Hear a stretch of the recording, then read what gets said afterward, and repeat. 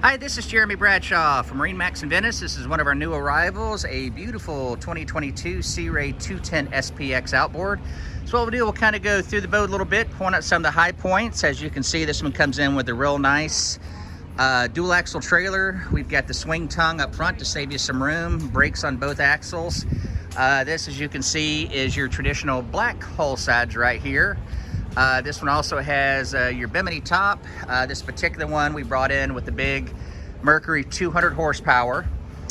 In the back of the boat, as you can see here, we've got our sea deck right here, so it's very, very comfortable, a little bit safer than just raw fiberglass. Let me climb in here real quick.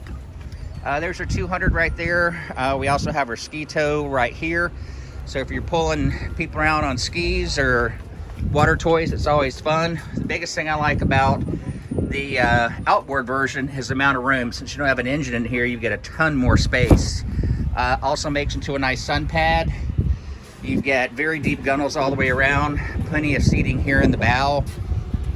This particular one also has a full mooring cover. All of your cockpit carpeting is removable.